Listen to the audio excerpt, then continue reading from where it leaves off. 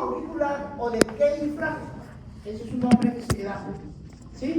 Esto es importante, por lo menos por cultura médica, que aprendan. Muchas veces viene el verdadero falso, que el nódulo sinusal también se le llama nódulo de Keyfrag.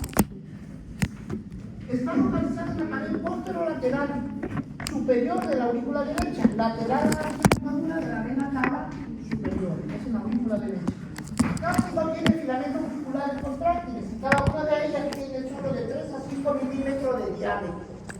Las fibras del nódulo sinusal se conectan directamente con las fibras musculares auriculares. Este dato es importante recordarlo. No hay sistema de conducción especializado en las aurículas. Son células musculares auriculares especializadas en conducción, en las anterior, medio y posterior. La ritmicidad eléctrica es la capacidad de autoexcitación de él mismo provocar el impulso. Su potencial de membrana en reposo es de menos 55 a 60 milivoltios. En reposo, cuando hablamos de reposo, quiere decir que la carga eléctrica al interior de la célula es negativa y en la parte externa positiva, ¿no es cierto? Ahí están polarizados. Entonces, ese es en reposo. Entonces, pero cuando pasa el impulso de reposo, pasa a ser un potencial de acción. Sale del reposo para accionar. El efecto es de que el impulso nervioso que genera sobre la membrana celular, apertura de los canales iónicos. Al aperturarse estos canales, hay un intercambio iónico. Y eso es lo que genera el potencial de acción, despolarización, el efecto de contracción. Es permeable naturalmente a los iones de sodio y calcio. El mecanismo de la ritmicidad del nódulo sinusal y la autoexcitación de la fibra del nódulo sinusal. La negatividad, membranas celulares del nódulo sinusal naturalmente permeables al sodio. Estos son potenciales de reposo y potencial de acción. Fíjense, normalmente, chicos, normalmente cuando se genera un impulso, viene por las vías internodales y llega al nódulo aurículo ventricular. Y aquí hay un freno natural. En el nódulo aurículo ventricular, el impulso es retenido forzosamente. Y es una retención fisiológica. ¿Ya? Es una retención fisiológica. ¿Y para qué lo retarda? Para que le dé tiempo a las aurículas vaciar su contenido a los ventrículos. Recuerden que este dato es importante. Los extremos de las fibras del nódulo sinusal se conectan directamente con las fibras musculares auriculares circundantes, ya lo sabemos. La velocidad de conducción es de 0,3 metros por segundo en el músculo auricular y 0,01 metros pequeñas bandas de fibra. Miren, ven esta especie, esta es una fibra, es que está de rojo, parece un tejido muscular, ¿cierto? Entonces, acá está el nódulo sinusal y a través de las vías internodales, anterior, medio y posterior de la aurícula, viene el impulso y cuando llega al nódulo auriculoventricular, este tejido fibroso, que se llama tejido fibroso auriculoventricular, que genera una retención de la velocidad del impulso, como que se lo detuviera un poco. ¿Cuánto demora? 0,16 segundos. ¿Y por qué lo demora? Para que las aurículas puedan vaciar su contenido a los ventrículos. Pregunta, ¿quién se le encargado de producir la retención fisiológica a nivel del sistema de conducción? El tejido fibroso auriculoventricular. ¿Cuánto dura esa retención? 0,16 segundos. ¿Y para qué lo retiene? Perfecto. Es lo único que quería entender. Muy bien.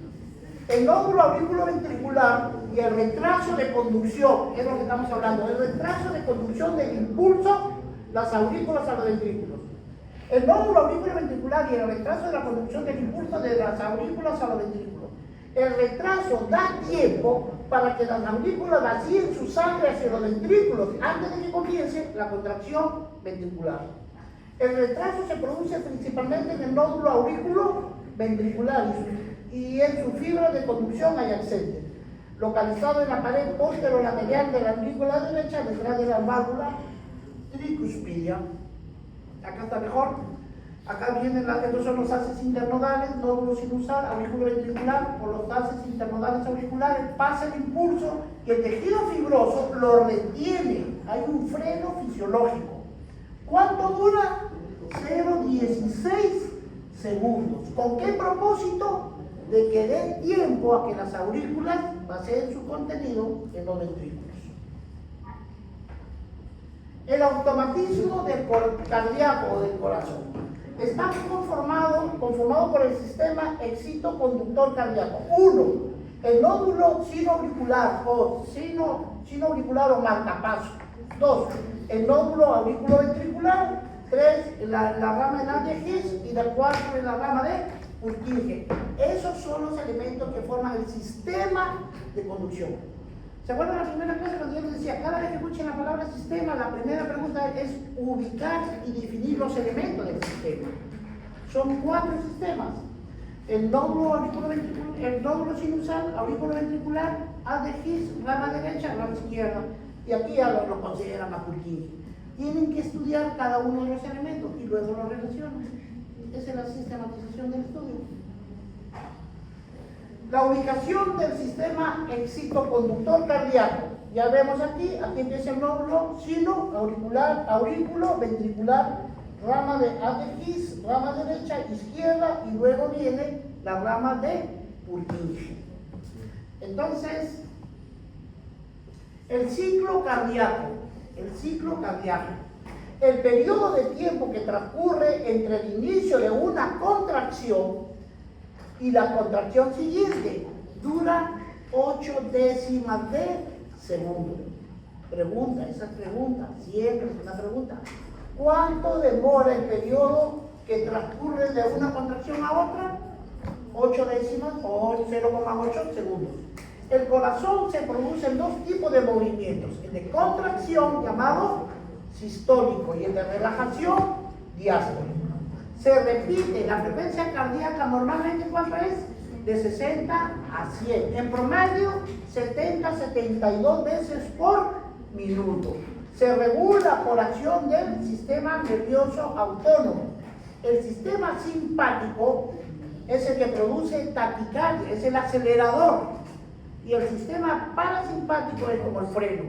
Son dos sistemas complementarios. No son antagónicos, son complementarios. Entonces, el simpático produce taquicardia y el parasimpático produce bradicardia. ¿Qué significa taquicardia? Del prefijo taqui, mucho.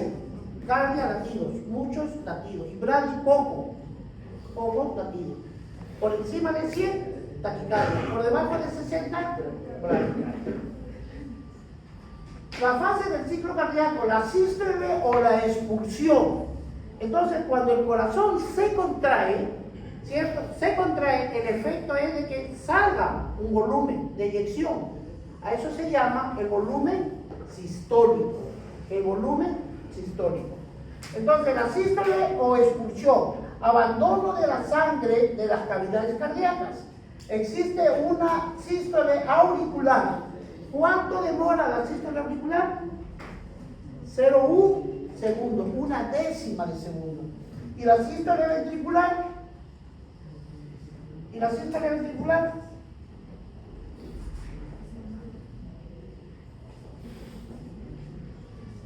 ventricular es 0,3 segundos. Una contracción auricular, ¿cuánto demora? 0,1 segundo. ¿Y una contracción ventricular? 0,3 segundos. ¿Sí? Más adelante, cuando veamos el electrocardiograma, la contracción de las aurículas en el electrocardiograma está representado por la onda P. Y la contracción de los ventrículos está representado por el complejo QRS, que lo vamos a ver ahora. El movimiento de sístole provoca la apertura de las válvulas aurículo-ventriculares. En medicina sinonimia, chicos, no se van a estar confundiendo. Las válvulas aurículo-ventriculares es la llamada tricuspidia y la bicuspidia orbital. A ellas también le llaman aurículo-ventriculares. Sístole, y la sístole auricular y las simoideas es en la sístole ventricular. O sea, el movimiento de las aurículas produce la apertura de las válvulas auriculoventriculares. Es la sístole auricular. Y las simoideas, llamadas también semilunares o llamadas también la válvula aórtica y pulmonar. Las válvulas aórtica y pulmonar, que son las válvulas de las arterias, tanto aórtica como del pulmón. Recuerden que en las arterias son los vasos que sacan la sangre del corazón. La aórtica y la pulmonar, en conjunto también se les conoce como sigmoideas, también se les conoce como semilunares. Eso es importante porque a veces les viene un examen y de pronto les cambia por sinonimia. Las válvulas auriculoventriculares se están refiriendo a la tricuspidia y a la bicuspidia. Las válvulas sigmoideas se están refiriendo a la aórtica y a la pulmonar. Semilunares, sinónimo también. La sístole auricular, contracción de ambas aurículas, se produce cuando existe una diástole ventricular. Miren esos tiempos, cuando la aurícula se contrae, el ventrículo está en etapa diastólica. Si el ventrículo, las aurículas se contraen, normalmente tienen que aperturarse las válvulas bicuspidia y tricuspidia, porque si se contraen y están cerradas, nunca pasaría el ventrículo, ¿no es cierto? Es una cuestión solamente de lógica. Pero en el momento que se contrae, se aperturan las válvulas auriculoventriculares y el ventrículo está en una etapa de diástole. La sangre fluye rápidamente hacia los ventrículos hasta un 30%, el resto pasivamente en la diástole general. Dura 1/10 de segundo y corresponde a la onda P del electrocardiograma. Ya vimos, ¿cuánto dura la contracción auricular? ¿Y el ventricular? ¿Qué representa? ¿Cómo se representa en el electrocardiograma? La onda P representa a la contracción de las aurículas. Y el complejo QRS, contracción ventricular. Ahora vamos a ver la sístole ventricular. Se contraen ambos ventrículos y aumenta la presión sanguínea de 140 como presión sistólica. Ya eso es en la otra clase, ya hay un capítulo que para entenderlo mejor. En el momento que los ventrículos, eso chicos, es cuestión de razonar y analizarlo ahora. Si los ventrículos se contraen, entran en sístole, significa que la sangre va a salir del corazón. En consecuencia, tienen que abrirse las válvulas simoideas, tanto la aórtica como la pulmonar, ¿cierto? Porque de lo contrario no podría salir la sangre. Pero al mismo tiempo, en la sístole ventricular, se aperturan las simoideas y se cierran las aurículas ventriculares. Porque de lo contrario, si las aurículas ventriculares no se cerraran, en la contracción ventricular, la sangre se regresaría a los aurículas, ¿cierto? Analicen eso. La contracción ventricular, ¿qué demanda? Cierre de las aurículas, de las válvulas auriculoventriculares y apertura de las válvulas simoideas, aórtica y pulmonar. Se abren las válvulas simoideas, la sangre sale del corazón a gran velocidad. Corresponde en el electrocardiograma al complejo QRS. Terminada la sístole ventricular, la presión cae dentro de los ventrículos, la sangre tiende a regresar al corazón y se produce el cierre de las válvulas arteriales. Eso es lo que genera el segundo ruido. Hay dos ruidos cardíacos. La hematopeia es du-lup, du-lup, du-lup, du-lup. El primer ruido se origina ¿por qué? Por el cierre de las válvulas auriculoventriculares, tricuspidia y bicuspidia. Y el segundo ruido es por el cierre de las válvulas simoideas, aórtica y pulmonar. ¿Quedó claro eso? Muy bien. La diástole cardíaca, el movimiento de relajación muscular que provoca el llenado de las cámaras. Lógico, a la hora que se dilatan, empieza a caer la sangre de las aurículas a los ventrículos. Al final de ella se abren las válvulas auriculoventriculares y se cierran las simoideas, ¿cierto? Porque ¿qué pasaría? A ver, si están dilatadas tienen que abrirse las aurículoventriculares, porque de lo contrario el diástole no entraría sangre. Y tienen que cerrarse las simoideas, porque si no la sangre estuviera saliéndose, ¿cierto? Por inercia. Fluye la sangre hacia el corazón, llenando las aurículas y los ventrículos. la presión sanguínea baja, la diastólica a 80 milímetros por segundo. ¿Cuánto dura la diástole cardíaca? 0,7 segundos. 0,7 segundos. Muy bien. Los ruidos cardíacos que les acabo de decir, el primer ruido, ¿por qué se origina? Por el cierre de las válvulas auriculoventriculares, tricúspide, orbital y tricúspide, producto de la sístole ventricular. Y el segundo ruido, cierre de las válvulas simoideas, semilunares o la válvula aórtica y pulmonar, producto de la diástole ventricular, y provoca la captación de sangre en los ventrículos. Frecuencia cardíaca. Ya habíamos dicho, la frecuencia cardíaca en promedio es de 60 a 100 latidos por minuto, promedio 70 latidos. El número, ¿qué es la frecuencia? Es el número de veces que el corazón late por minuto. Un latido es sístole más diástole, o sea, un ciclo cardíaco. ¿Cuánto dura? El ciclo cardíaco 0,8. El promedio es de 70 latidos por minuto. Entonces, cuando hay una contracción, hay un volumen que sale, ¿cierto? A eso se llama volumen de eyección, volumen de salida o volumen sistólico. ¿Y cuánto es el volumen en promedio? Es igual, chicos, para que se acuerden, así como la frecuencia cardíaca es de 60 a 100 por minuto, el volumen sistólico es de 60 a 130, ¿ya? Pero las neumotecnias, los libros nos dicen, miren, para que no se olviden, el volumen sistólico es igual que la frecuencia, 60 a 100.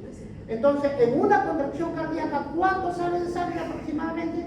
De 60 a 100 centímetros cúbicos, promedio 70 centímetros cúbicos.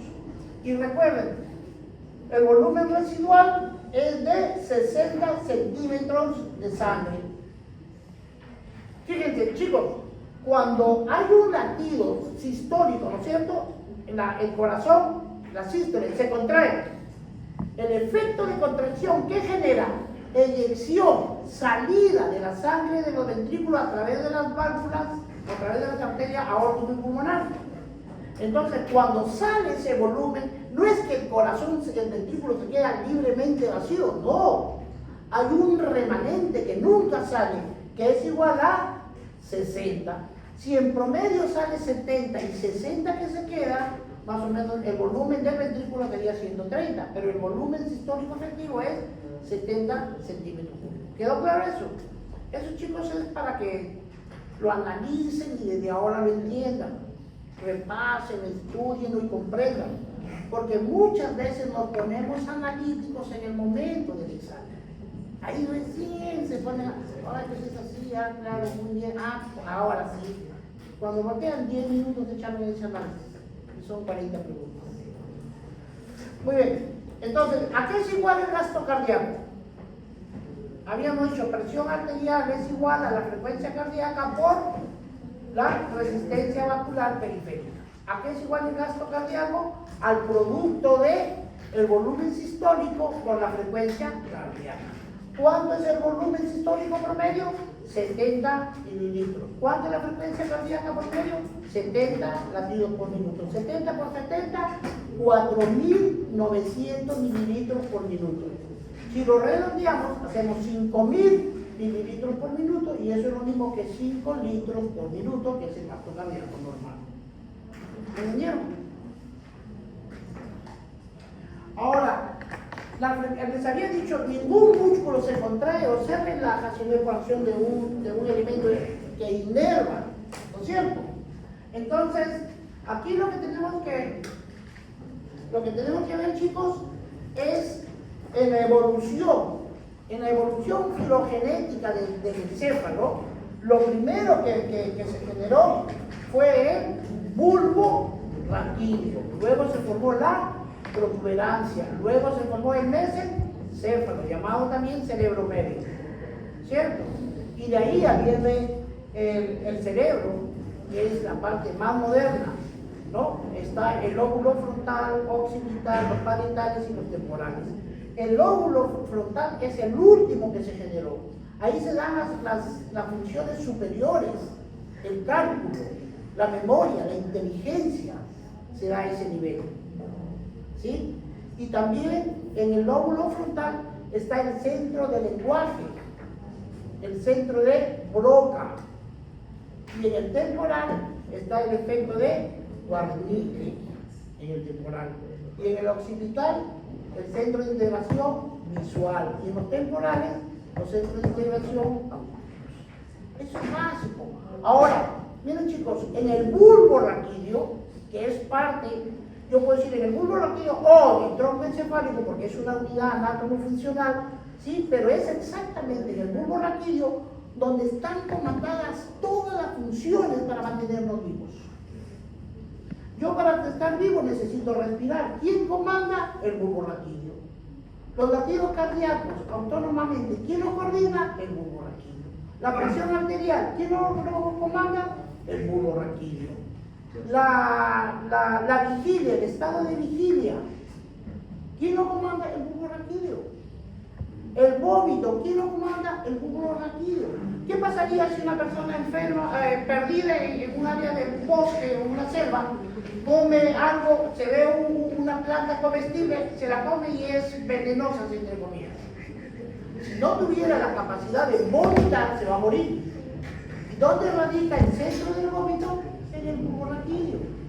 En los animales salvajes, en las praderas africanas. Cuando los venados están comiendo, no comen con tranquilidad. Mastican, doctor, se para y se retira de mí. Las dos, doctora. Una más y se para. ¿Estamos? Una más.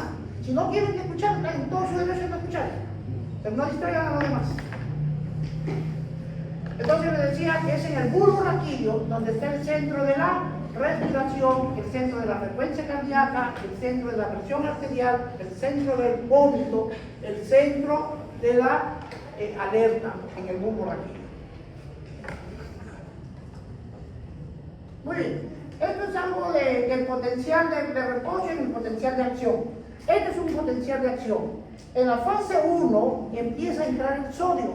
Hay otra clase, no vamos a especificar, sino que adelante. Entonces, cuando pasa el impulso nervioso, ¿cierto? Pasa sobre la membrana, apertura, hay un intercambio iónico, se despolariza y se genera contracción. En la fase 1 empieza a entrar el sodio. En la fase 2 hay una salida lenta de los canales del potasio. Recuerden que el potasio es el elemento más abundante del intracelular y el sodio es el elemento más abundante del extracelular. En la fase 1 entra el sodio. En la fase 2 sale el potasio, pero por los canales lentos. En la misma meseta hay ingreso tanto del calcio. El calcio empieza a entrar aquí en este canal, los canales lentos y rápidos del calcio. Y en la fase 3 es la salida rápida de potasio. Es por eso que aquí viene, y a este periodo se llama un periodo refractario. ¿Qué es el periodo refractario? El que ningún impulso puede estimular una contracción inmediata. Periodo refractario es el tiempo mínimo que requiere la célula de relajarse para permitir la acción de otro impulso nervioso. Más adelante lo vamos a reforzar ese concepto. Muy bien, entonces la actividad cardíaca tiene que ser valorada, ¿cierto? Eso lo hemos estudiado por fisiología, pero yo tengo que valorar la función cardíaca. Entonces la prueba gold estándar para el funcionamiento del corazón es el electrocardiograma. ¿Y qué es un electrocardiograma? Grama gráfica. Es la representación gráfica de la actividad eléctrica del corazón. Este señor, Wilhelm Einthoven, ¿sí? Wilhelm Einthoven fue el que inventó el electrocardiograma. Y vean en sus principios cómo usaba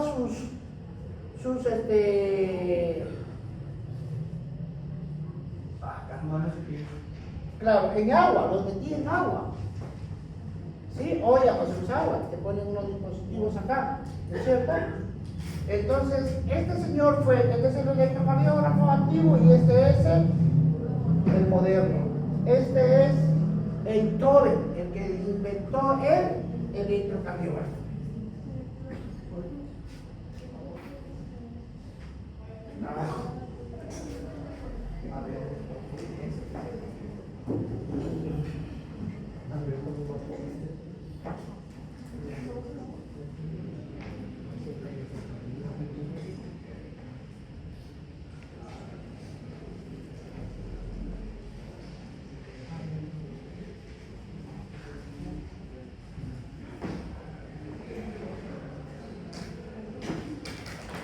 Bien, entonces, cuando vamos a hacer la lectura de un electrocardiograma, primero hay que poner los dispositivos.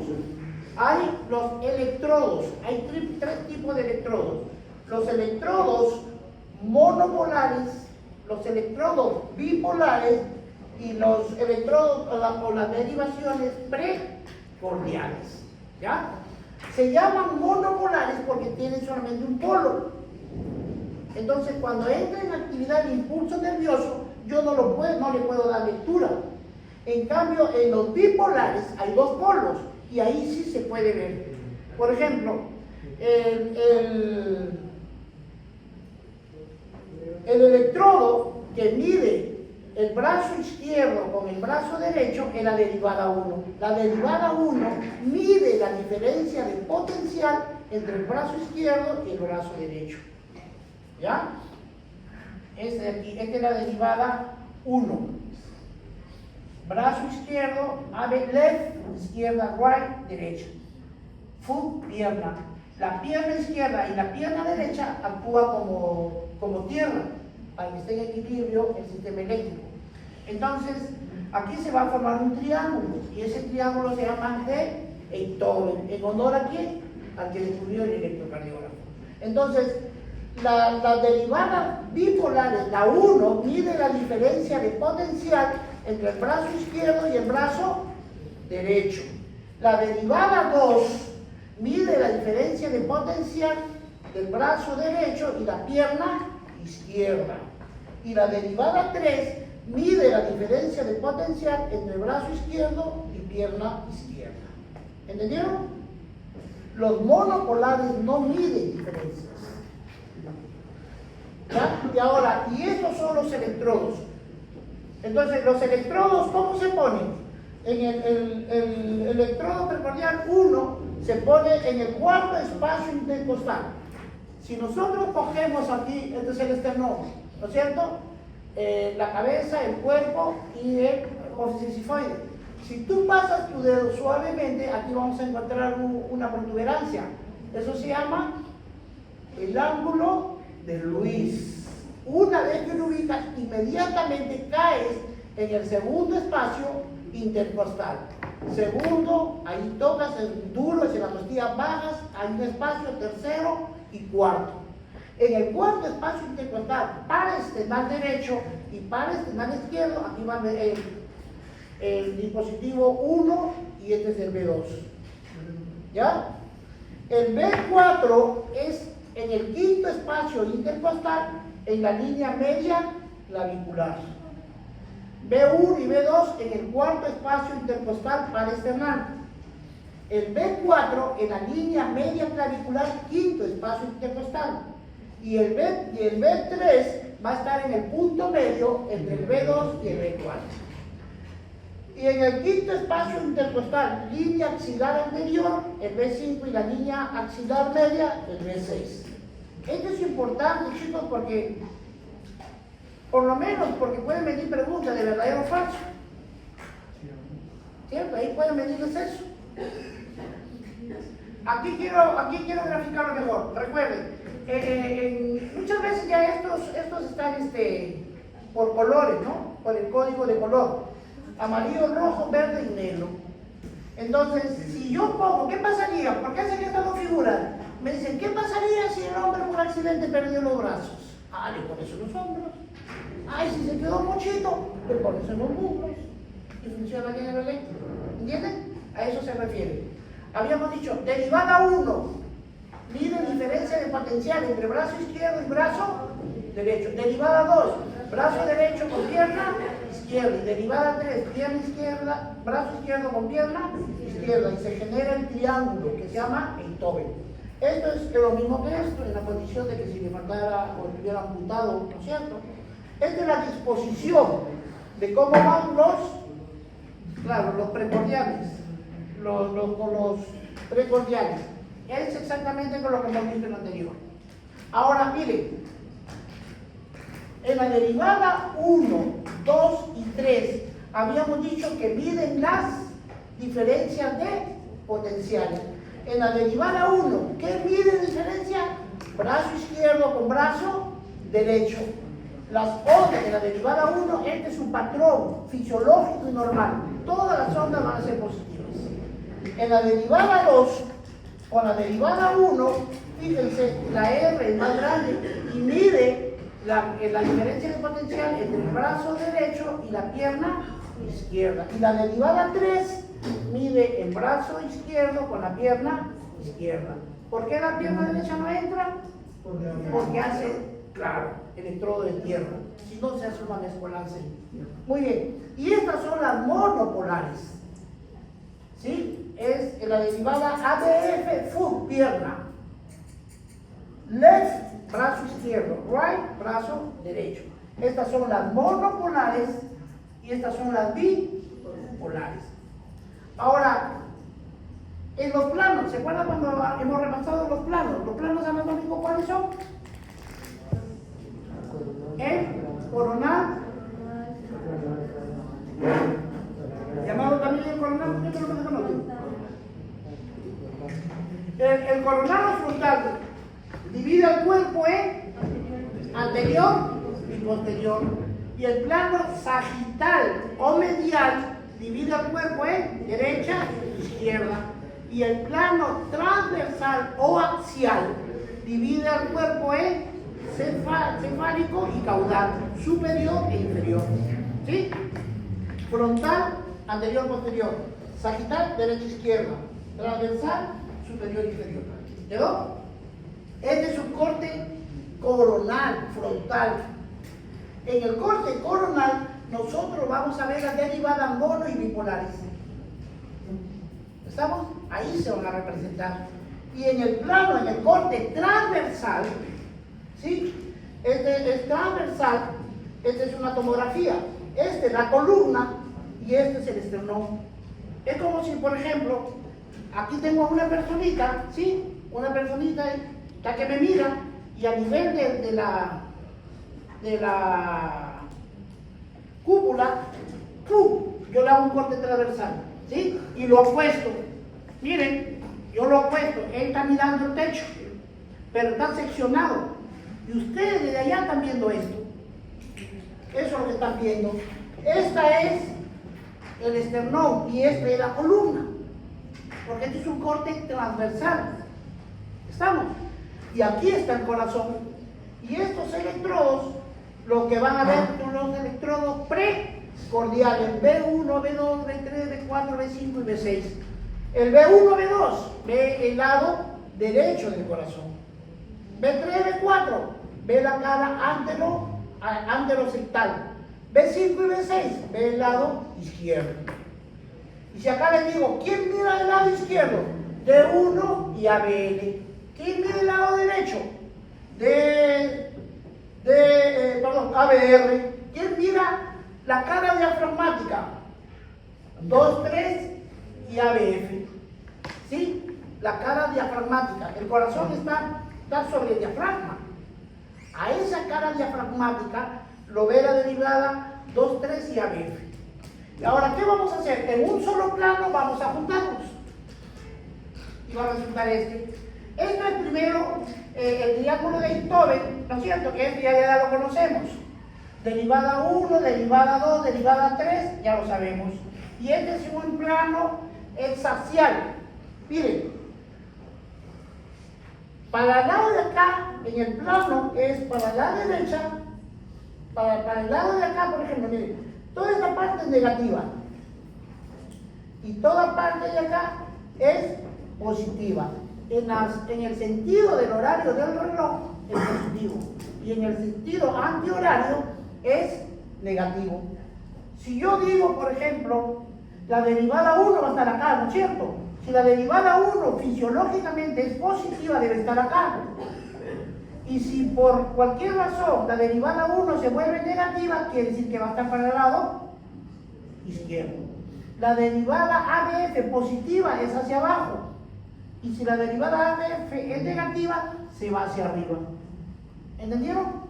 Entonces, el ángulo que más adelante vamos a ver, el eje normal está comprendido desde menos 30 hasta más 90. En esta área debe caer el eje eléctrico. De aquí ya le vamos a explicar cómo se hace eso. Estas son las derivadas precordiales, que miran, ¿en qué corte se analizan las derivadas precordiales? ¿En qué corte? Transversal.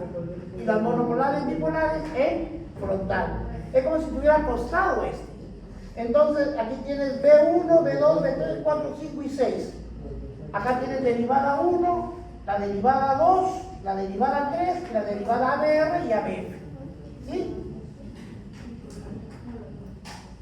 O sea, han juntado los dos planos. De aquí vamos a ver otro cuadro mejor. Pero aquí miren, chicos, cuando se genera el impulso nervioso,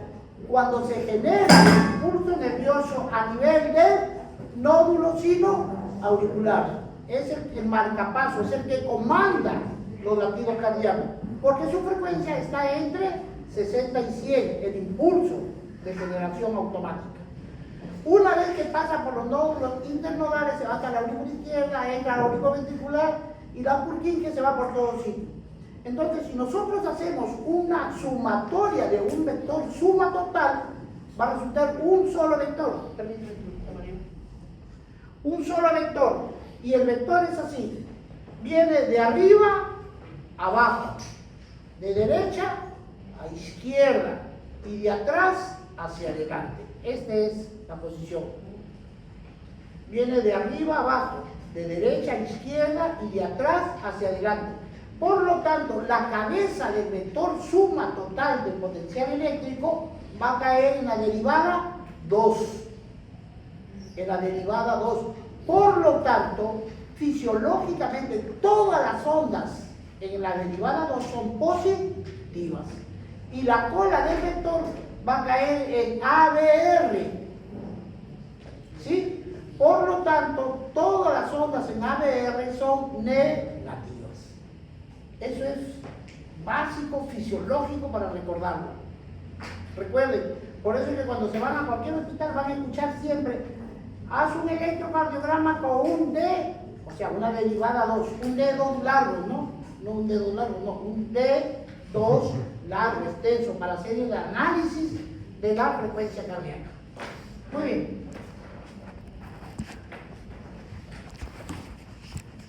¿Quién mira de las precordiales? ¿Quién mira el lado derecho? B1 y B2. ¿Quién ve la cara anterior? B3, B4. ¿Quién ve la cara lateral? B5 y B6. ¿Y la parte alta? D1 y ABN. ¿Y la cara inferior del corazón? 2, 3 y ABF. ¿Sí? Esto es importante, chicos, que lo repasen, que lo vayan entendiendo, porque de hecho te van a venir preguntas de ese tipo. Y además, aún sin venir, eso es importantísimo que nosotros tengamos siempre presente. De lo contrario, no vamos a entender electrocardiogramas. ¿Entienden? Recuerden sobre todo cómo se genera el impulso y cuál es el efecto del impulso en la membrana. Y la despolarización que trae como consecuencia la contracción ventricular. Acá está mejor. Esto es lo que veíamos, ya saben. Derivada 1, ve la diferencia potencial brazo derecho izquierdo. Derivada 2, brazo derecho con pierna izquierda. Derivada 3, brazo izquierdo, pierna izquierda. Este es el famoso triángulo de Einthoven. Se ve en un plano frontal. ¿Estamos? Y la de aquí estamos superponiendo. Ve, aquí tienes en el plano tienes las dos derivadas, las monopolares y las bipolares. La D1, que desde el centro,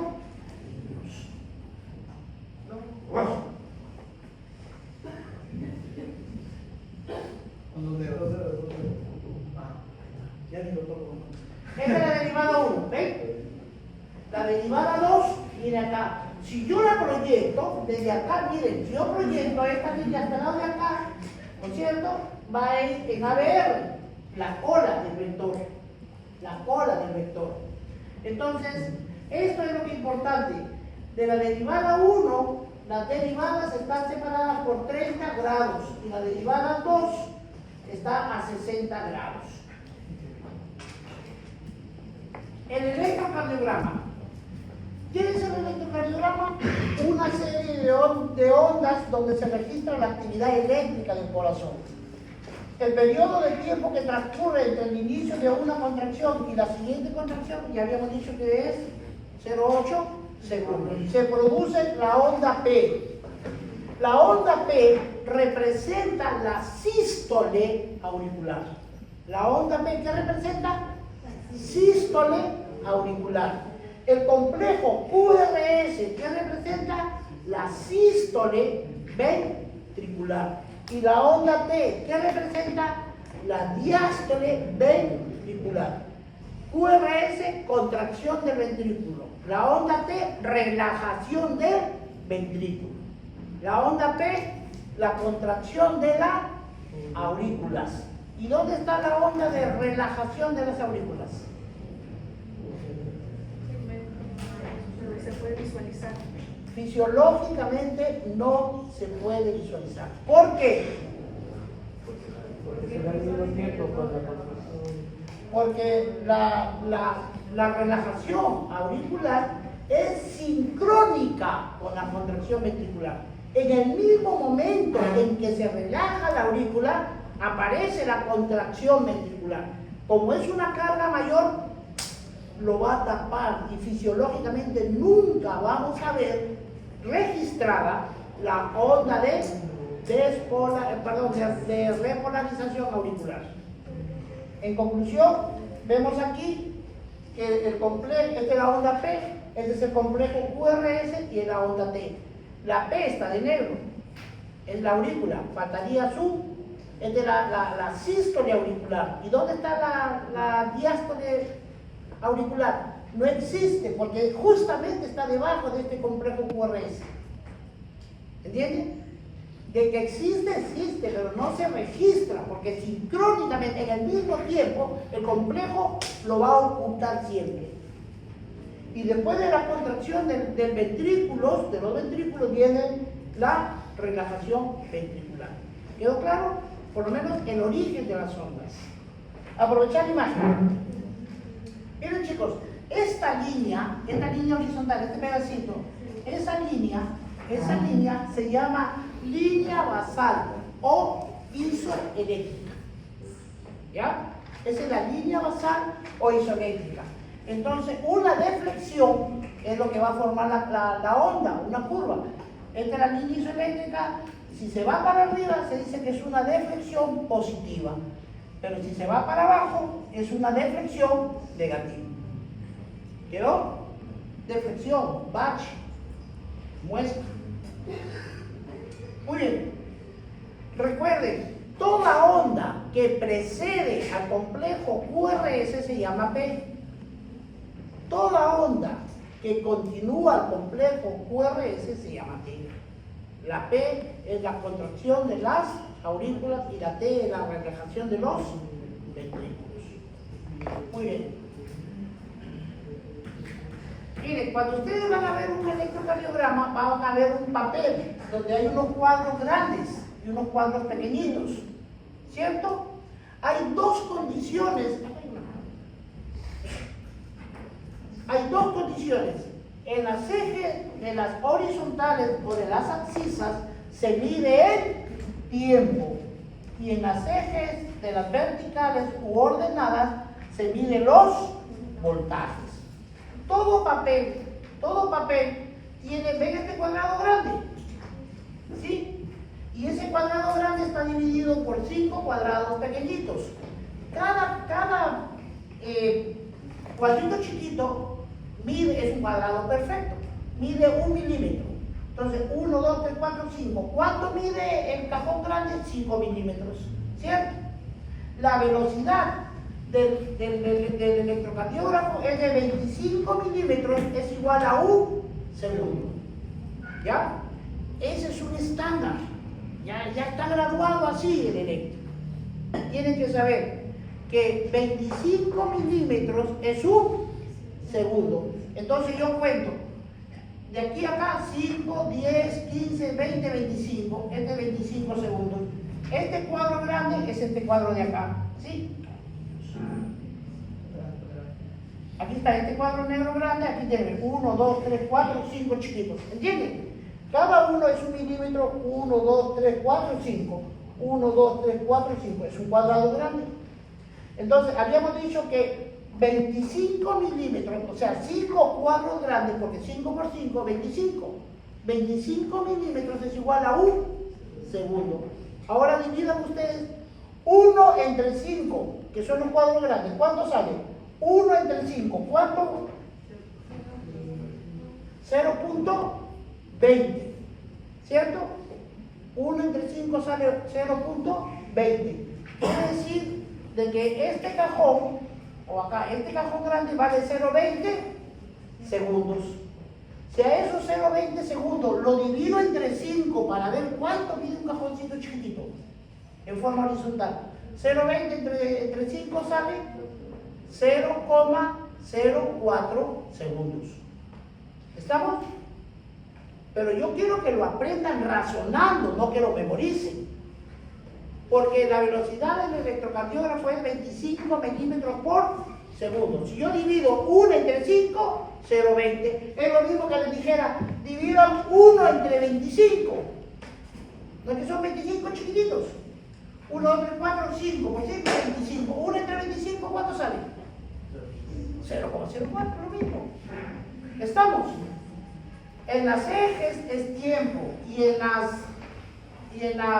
las verticales es el voltaje. 10 milímetros, o sea, 2 cuadros grandes, así verticales, es igual a 1 milivoltio. ¿Estamos? 10, o sea, 2 cuadros grandes, o sea, 10 milímetros es igual a 1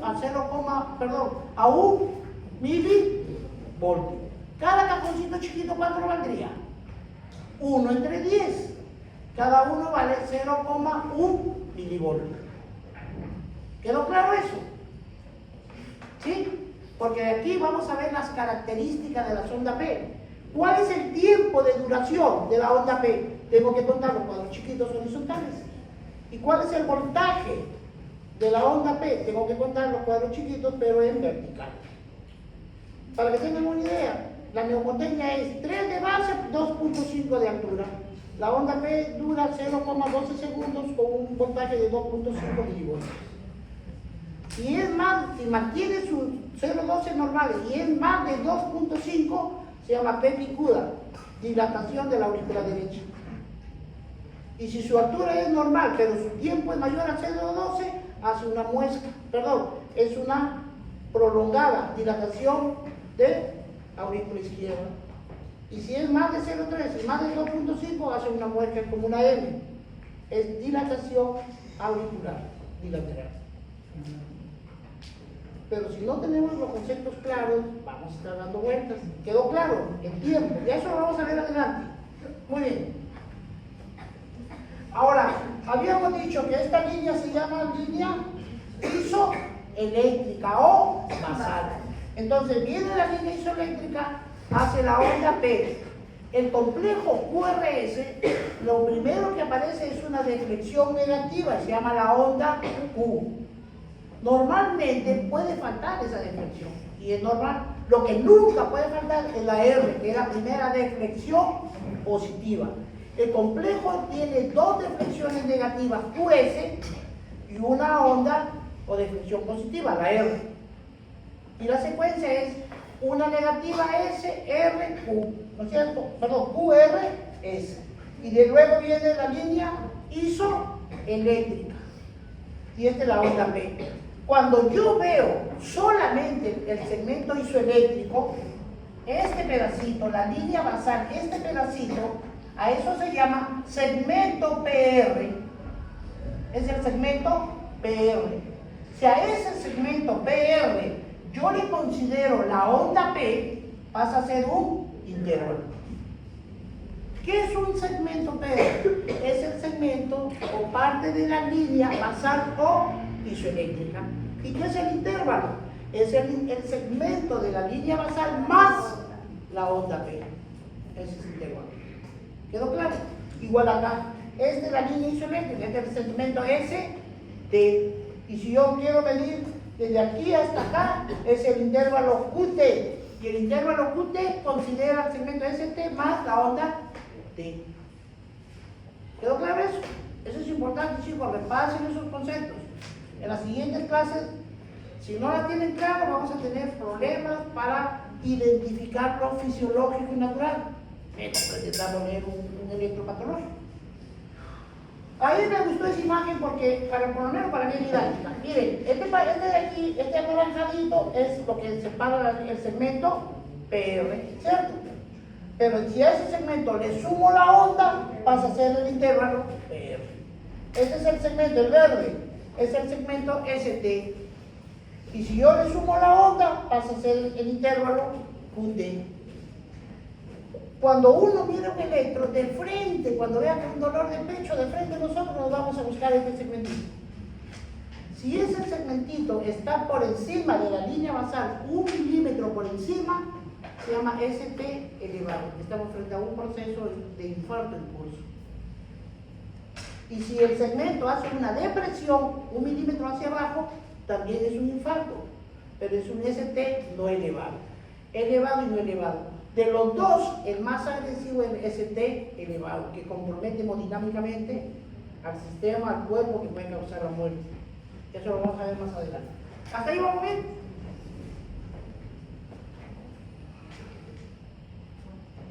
Ahora vamos a ver el cálculo del eje cardíaco.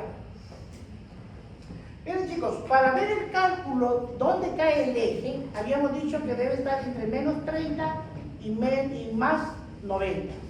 El eje ustedes tienen que buscar dos variables nomás. La derivada 1 y la derivada ABF.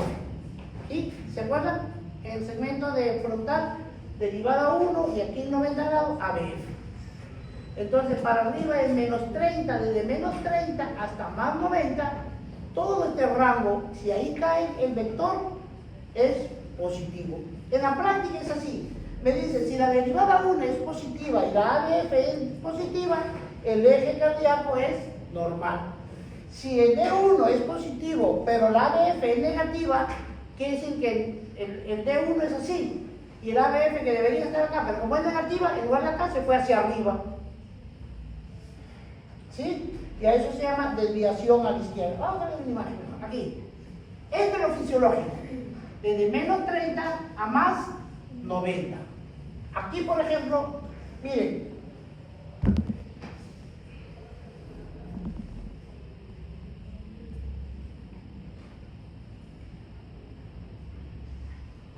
aquí miren, la derivada ABF está acá, ¿cierto? Pero la D1 debería estar acá. Si está pintada al lado de acá, quiere decir que la D1 es negativa. ABF para abajo, positivo, ABF. Para arriba, negativo. D1 para la derecha, positivo. Para la izquierda, negativo. Entonces, en este caso, por ejemplo, la ABF está normal y la derivada 1 se negativizó. Entonces, si el rango normal es esto, aquí hablo que hay una derivación hacia el lado derecho.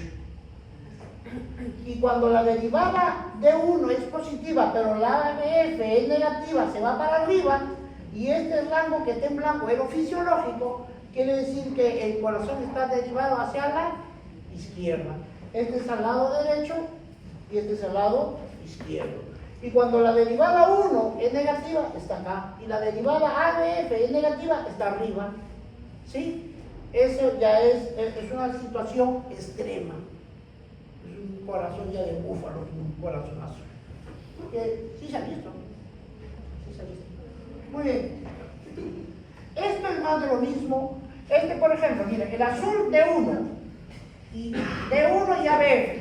Este es positivo y este es positivo. ¿Dónde cae el eje vector? Es normal. Pero acá, mírenme, el ABF, que debe ser para abajo, es negativo, se fue arriba. El D1, que debe ser positivo, se fue para atrás, condición extrema. En el lado de acá, a ver, en el lado de acá, D1 normal, ABF negativo. ¿Dónde cae el vector? Arriba. Esa es derivación a la izquierda. Y en el lado de acá, de ABF normal, pero D de 1 es negativa. ¿Dónde está el vector? Hacia el lado de acá. Aquí es derivación a la derecha, aquí es derivación a la izquierda. Esto es lo normal y cuando cae acá es una posición extrema. Parece un poquito contrario, en verdad que no es así, sino que los términos a veces confunden. Como son términos nuevos, tienen que repasarlos, familiarizarlos, pero aprenderlos, conceptualizarlos. Y en la medida que lo hagan, es lo que tienen que hacer. De eso se trata de estudiar, chicos. Les vuelvo a repetir, nosotros nos volvemos analíticos el día del examen. Y esas cosas tienen que aprender a hacer en la clase, en la casa. ¿A través de qué estrategia? La sistematización. Tienen que sistematizar. ¿En qué consiste? Cuando les he dicho, en todo sistema hay elementos. Primero, ¿qué tienen que hacer? Conozcan los elementos, identifiquen los elementos. Segundo, estudien cada elemento pormenorizadamente. Y tercero, intégrenlos. Esa es la chamba de siempre. Por ejemplo, sistema nervioso central. El sistema nervioso es central y periférico, ¿no es cierto? El sistema nervioso central, ¿cómo está? Formado por el encéfalo y la médula espinal. El encéfalo está formado por cerebro y tronco encefálico. Y el tronco encefálico, el mesencéfalo, el bulbo, el puente de Barolio y el bulbo raquídeo. Ya encontraron, ya sistematizaron, perfecto. Ahora sí estudien cada una de las partes. ¿Cómo está formado el cerebro? ¿Cuántos lóbulos tiene el cerebro? ¿Qué son los sistemas ventriculares? ¿Cuántos ventrículos está formado el cerebro? ¿Para qué sirven esos ventrículos? ¿Dónde se forma el líquido cefalorraquídeo? A ver, ¿dónde se forma el líquido cefalorraquídeo? En los ventrículos laterales. ¿Dónde se forma? En los ventrículos laterales. ¿En qué lugar? En la pared posterior de los ventrículos laterales, ¿no es cierto? ¿Cómo se llama? Los plexos coroideos forman líquido cefalorraquídeo. Y esto es para recordar lo que de la clase pasada les decía para entender respiratorio un poco. ¿Se acuerdan que hablamos? El sistema cardíaco tiene una circulación doble y una circulación cerrada. ¿Por qué se llamaba cerrada? Porque la sangre arterial y la venosa no se juntaban. ¿Y por qué era doble? Porque había una circulación mayor y una circulación menor. Esta es la circulación menor, ¿no es cierto? Como mañana van a dar el respiratorio, les van a preguntar de esto, la respuesta es sí. Esto por lo menos, ¿dónde empieza la circulación menor? Sale del ventrículo derecho, la sangre sale a través de la arteria pulmonar con destino, ¿para qué? Para la hematosis. Y luego la sangre retorna al corazón, ¿a dónde? A la aurícula izquierda, a través de las venas pulmonares. ¿Cuántas son? 4. ¿Cuál es la presión del ventrículo derecho? 25,0. ¿De la pulmonar? 25,8 por medio 15. ¿En la aurícula izquierda? 2 milímetros. ¿Y en el capilar? 7. Mínimo, eso es lo básico, pues, ¿no es cierto? Ya me den cuenta que ustedes deben. La circulación mayor o sistémica. Ya, esto no se olviden, chicos, solo para recordarles, más allá de los exámenes, esto todo médico, todo, por lo menos de estudiantes, hay cosas que no deben fallar. Porque cuando llegan a la clínica, llegan bien pobres, de lo básico se olvidan. De lo básico se olvidan. Fíjense, la última parte de la división del sistema vascular es el sistema capilar. La arteria capilar y es el capilar arterial y el capilar venoso. Aquí viene, estas células blancas son las células de un tejido cualquiera y los espacios entre ellas se llama tejido o espacio inter en medio de los tejidos. ¿Y qué es un tejido? Una sumatoria de células. Aquí viene la sangre oxigenada con ricos en nutrientes, libera y pasan a través de la membrana celular al interior. Se van al mitocondrio, se metaboliza la glucosa por la vía aeróbica, 36 ATP, agua y CO2, y ese CO2 sale y es recogido por el sistema venoso. El sistema venoso trae nuevamente la sangre a la aurícula derecha a través de la cava superior, inferior, y sigue el ciclo. Esta es la circulación mayor, ¿no es cierto? La circulación mayor, miren, sale del corazón la circulación mayor y se va al cerebro y la reparte a toda la economía. Y en todo termina el sistema capilar. Deja oxígeno y nutrientes y recoge todos los detritos, todas las sustancias tóxicas que después de haber utilizado la célula la bota y un sistema de recogimiento. Aquí está mejor. Fíjense, la circulación mayor sale del ventrículo derecho y ¿a dónde se va? A todo el cuerpo. ¿Para qué? Para generar energía. No se olviden, ¿para qué lleva oxígeno y nutrientes? Para que entre a las células y a través de los mitocondrios del ciclo de Krebs para que genere energía. Y la energía por la vía aeróbica, ¿cuántos ATP forma? 36. ¿Cuáles son los metabolitos intermedios del metabolismo de la combustión con oxígeno? Agua y CO2. Y por la vía anaeróbica, ¿cuántos ATP forma? Dos productos intermedios, ácido láctico y piruvato. Eso es lo que quema. Y eso es lo que produce isquemia.